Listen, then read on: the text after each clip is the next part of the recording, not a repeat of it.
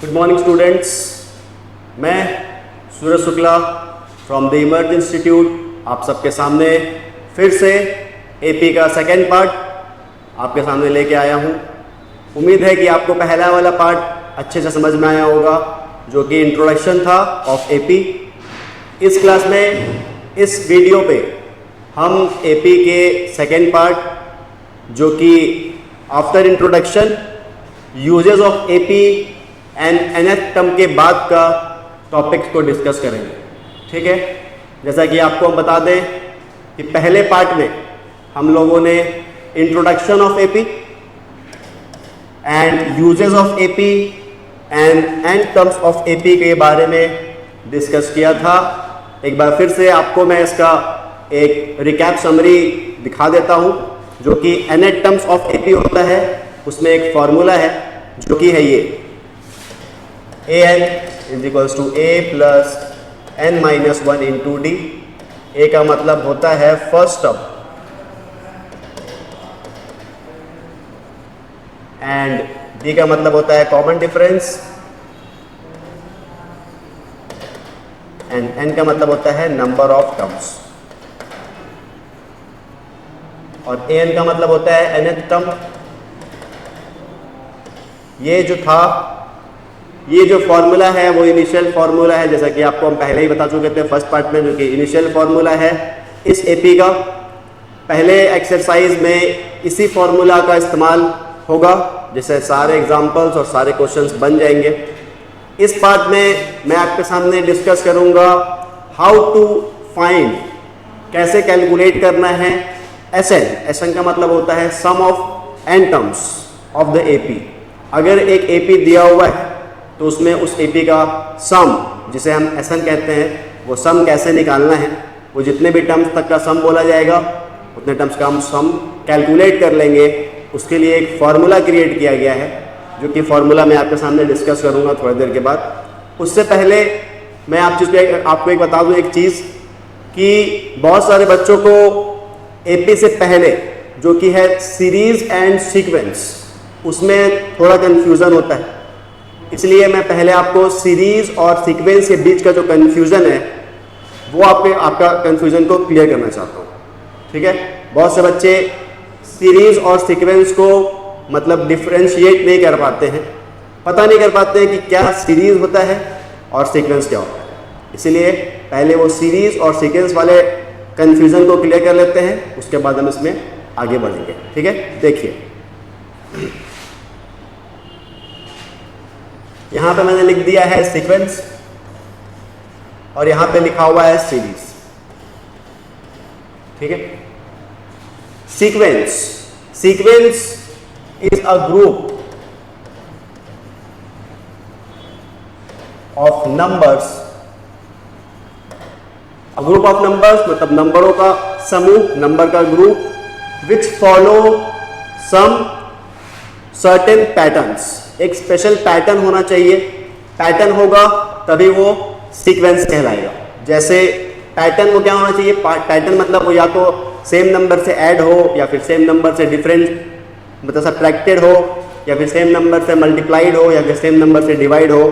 तो ये पैटर्न जो होगा अगर उसके अंदर अप्लाई किया जाएगा तभी वो सीक्वेंस बनेगा। जैसे देखिए सीक्वेंस का एग्जांपल हो सकता है 1 3 5 7 9।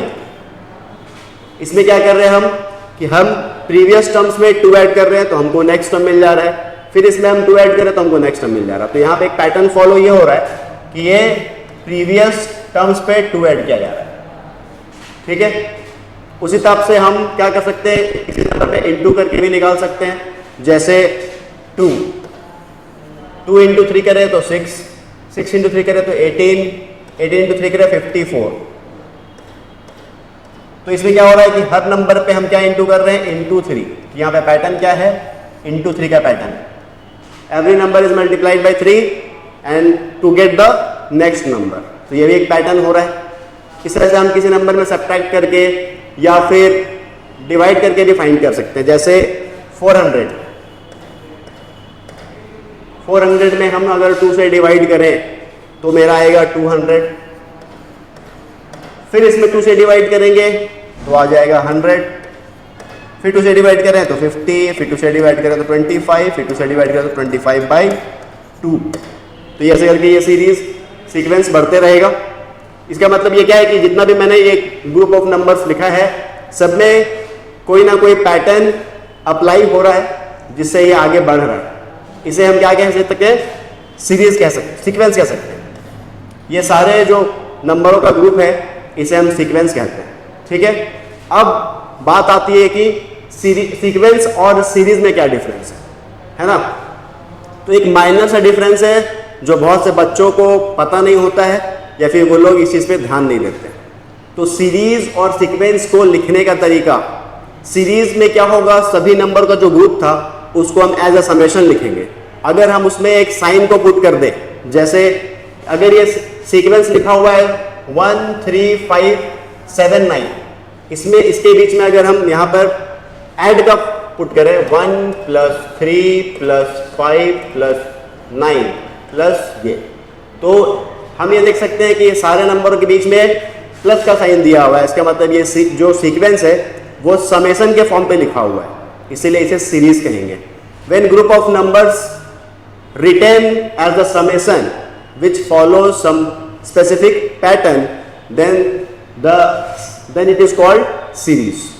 ठीक है, ये ग्रुप ऑफ नंबर को फिर सीरीज बोलेंगे, इसे सीरीज कहेंगे। सीरीज और सीक्वेंस में बस यही डिफरेंस है कि सीक्वेंस में क्या होता है कि ग्रुप ऑफ नंबर्स को हम केवल पैटर्न अलाउ करके लिख देते हैं, लेकिन सीरीज में क्या होता है कि उसके बीच में हम प्लस का मार्क देते हैं, प्लस का साइन देते हैं, जिसके वजह से वो समेशन ऑफ ग्रुप कहलाता है। तो सम अगर हो गया बीच में तो ये सीरीज कहलाएगा, और अगर केवल कॉमा लिखा हुआ है तो ये सीक्वेंस कहलाएगा। उम्मीद है कि आपको ये समझ में आया होगा। इसी तरह से हम इस सीरीज को भी यही लिख सकते हैं। अगर यहाँ पे ये लिखा हुआ है 2 6 18 54, इसके बीच में भी अगर हम प्लस का साइन लगा दें तो फिर ये जो सीक्वेंस है वो सीरीज बन जाएगा। ऐसे 2 + 6 + 18 + 54 प्लस, तो ये जो है ये सीक्वेंस बन जाएगा। ठीक है, अब बात आती है कि फाइनाइट और infinite. What is the difference between finite and infinite. बहुत सारे बच्चे इन दोनों वर्ड्स के बीच में भी कंफ्यूज रहते हैं कि फाइनाइट और इनफाइनाइट को लिखें कैसे। सबको मतलब इनका पता है, फाइनाइट मतलब फिक्स्ड नंबर, इनफाइनाइट मतलब नंबर्स आर नॉट फिक्स्ड, वो नंबर कहाँ तक जाएगा किसी को पता नहीं है, इसे हम अनंत कहते हैं, इनफाइनाइट। ठीक है, तो अब इसे हम लिखें कैसे। अगर कोई सीरीज, अगर किसी सीरीज को हम लिखें जैसे ऐसे लिखें 1 5 9 13 डॉट, तो ये खत्म हो गया। मतलब ये जो सीरीज है, मतलब ये जो सीक्वेंस है वो 13 के आगे नहीं बढ़ेगा। लेकिन अगर इसे हम ऐसे लिखते कि 1 5 9 13 डॉट डॉट डॉट, तो ये इसका मतलब ये है कि ये अभी और आगे बढ़ सकता है। इसका नंबर ऑफ टर्म्स फिक्स्ड नहीं है, जो कि हमको पता नहीं है, जो कि इनफाइनाइट है, इसलिए ये इनफाइनाइट सीक्वेंस कहलाएगा। उम्मीद है आप लोगों को समझ में आया होगा। उसी तरह से देखिए एक और सीरीज, फाइनाइट और इनफाइनाइट। अगर हम सीरीज को लिखें तो जैसा कि आपको बताए थे कि सीरीज में क्या होता है, सारे टर्म्स के बीच में प्लस का साइन देना होता है, तभी वो सीरीज कहलाता है। अगर प्लस का साइन नहीं है तो वो सीक्वेंस कहलाएगा। जैसे 1 + 4 + 7 + 10 + 13, यहाँ पर आके ये रुक गया। ठीक है, जैसा कि हमें पता है कि ये 13 के आगे नहीं बढ़ सकता। यहाँ पे मेरा नंबर ऑफ टर्म्स फिक्स्ड है, 1 2 3 4 5, यहाँ पे फिक्स्ड टर्म है, 5 टर्म्स फिक्स्ड है। लेकिन अगर यहाँ पे ऐसे रहता 3 + 6 + 9 + 12 + 15 + डॉट डॉट डॉट, तो यहाँ पे मेरा ये हमको फिक्स नहीं है कि ये कितने नंबर तक आगे बढ़ सकता है। यहाँ पे मेरा नंबर ऑफ टर्म्स फिक्स्ड नहीं है, इसीलिए इनफाइनाइट सीरीज कहलाएगा। ठीक है, अब मुझे उम्मीद है कि आप लोगों को ये दोनों वर्ड जो कि सीरीज और सीक्वेंस है, इनफाइनाइट्स एंड फाइनाइट्स, सारा चीज़ क्लियर हो चुका होगा। अगर इसके रिलेटेड अगर आपको डाउट है तो आप मुझे कमेंट पे टाइप करके भेज सकते हैं, अगले क्लास में मैं उसका सॉल्यूशन आपको बता दूंगा। ठीक है, अब हम आते हैं वापस अपने एपी चैप्टर पे, जो कि है मेरा Sn, sum of N terms.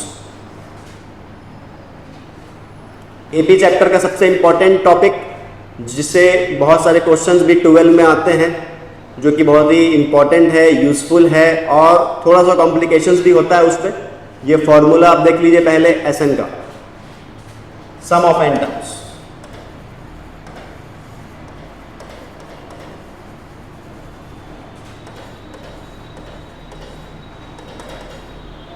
Sum of N terms SN, n by 2 2a plus n minus 1 into D. ये है मेरा एसएन का फॉर्मूला, जिसमें where SN means sum of N terms, A means first term, जो कि आपको पहले भी बताया जा चुका है, डी का मतलब होता है कॉमन डिफरेंस, एंड एन का मतलब होता है number of terms.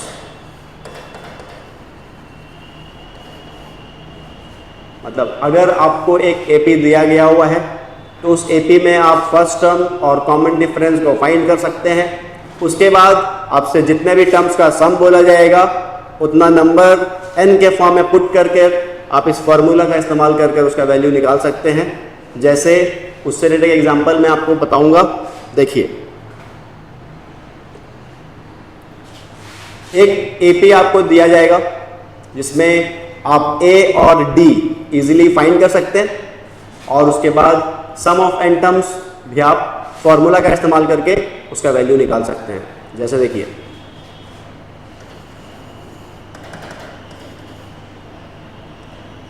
Four 7 10 13 16, this is the given AP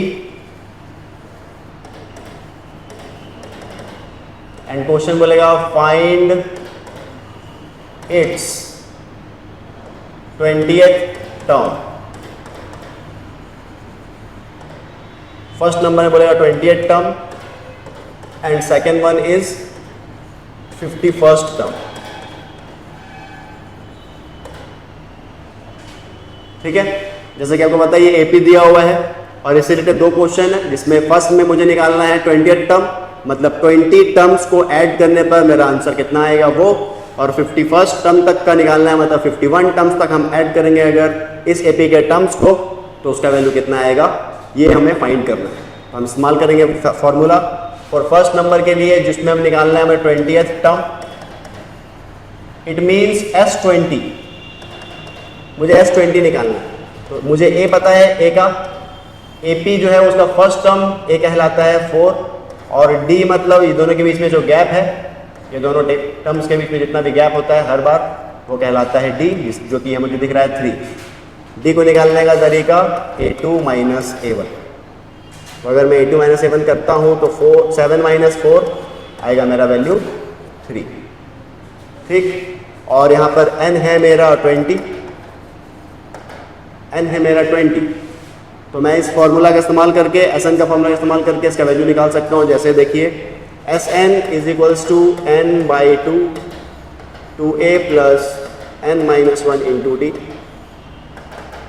S20 is equals to 20 by 2 2 into A का वैल्यू है मेरा 4 एंड n का वैल्यू है 20 माइनस 1 और डी का वैल्यू है 3।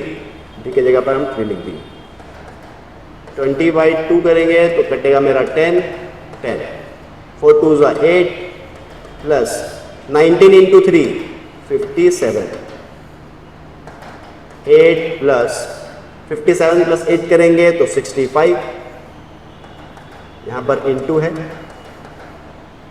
तो 65 इंटू 10 करेंगे तो 650 मेरा आंसर, जो कि ये 20th टर्म का सम। मतलब अगर इस AP से 28 टर्म तक हम सारे नंबर्स को ऐड करेंगे तो मेरा वैल्यू आएगा 650, ठीक है। तो ये S20 का वैल्यू है, जहाँ पर मैंने साफ साफ A का वैल्यू और B का वैल्यू यहाँ पे मुझे AP से मिल गया, और N मुझे पता है कि 20 टर्म निकालना है, तो N मुझे 20 मिल गया, और मैंने फॉर्मूला का इस्तेमाल किया है जिससे आपको ये साफ साफ वैल्यू पता चल जाएगा। नेक्स्ट क्वेश्चन में आते हैं, जो कि है 51st टर्म। 51st टर्म है B number, S sum of 51 terms, इसे हम लिख सकते हैं S51। तो जैसा कि पता था कि मुझे A का वैल्यू 4 था उसमें, B का वैल्यू 3 था, और N यहाँ पर हो जाएगा 51, और इस फॉर्मूला का फिर से इस्तेमाल करके Sn is equals to n/2 2a plus n-1 into d। n है मेरा 51, 51/2, 2 इंटू 4 प्लस 51-1, और d है मेरा 3। 51/2, 2 4 8, 51 में से 1 माइनस करेंगे तो 50, 50 इंटू 3 करेंगे तो 150। तो यहाँ पर उसका वैल्यू आएगा 51/2 इंटू 158। अब ये 2 से डिविजिबल है, 79। अब यहाँ पे 79 इंटू 51 हम कर लेंगे मल्टीप्लाई, तो 79 इंटू 51 करेंगे तो मेरा वैल्यू कितना आएगा,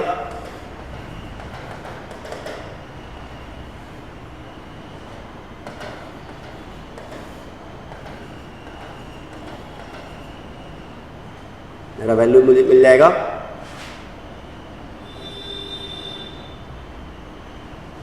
4029। तो ये मेरा S51 मतलब 51 टर्म्स तक का ऐड करने पर जो नंबर आएगा उसका वैल्यू होगा 4029। उम्मीद है आप लोगों को समझ में आया होगा अच्छे से। अब सम ऑफ n टर्म्स और इससे पहले वाले पार्ट में nth टर्म्स, दोनों फॉर्मूला को मैंने बता दिया है आपके सामने। अब नेक्स्ट क्लास में इससे रिलेटेड क्वेश्चंस और 12th क्लास में आने वाले कुछ इंपॉर्टेंट टॉपिक्स जो कि रिलेटेड है AP चैप्टर से, कुछ इंपॉर्टेंट क्वेश्चंस जो कि जिनके आने के चांसेस अधिक ज़्यादा रहते हैं, उस क्वेश्चंस को कुछ एग्जाम्पल को हम आपके सामने डिस्कस करेंगे, कुछ का सॉल्यूशन देंगे और कुछ आपको सामने एक्सप्लेन करेंगे। तो आज तक के लिए बस इतना ही है। आपको SN, AN और यूजेज ऑफ AP और इंट्रोडक्शन ऑफ AP के बारे में मैंने बता दिया है। उससे पहले मैंने आपको सीरीज और सीक्वेंस के बारे में भी बता दिया है। जो भी कन्फ्यूजन्स है वो उम्मीद है कि आप लोग को कन्फ्यूजन्स आपका क्लियर हो गया होगा। अब नेक्स्ट क्लास में एक पार्ट में इससे रिलेटेड सारे क्वेश्चंस और सारे एग्जांपल्स का हम डिस्कस करेंगे और किसी क्वेश्चंस का सॉल्यूशन आपको बताएंगे। तब तक के लिए जुड़े रहिए। Thank you and stay happy.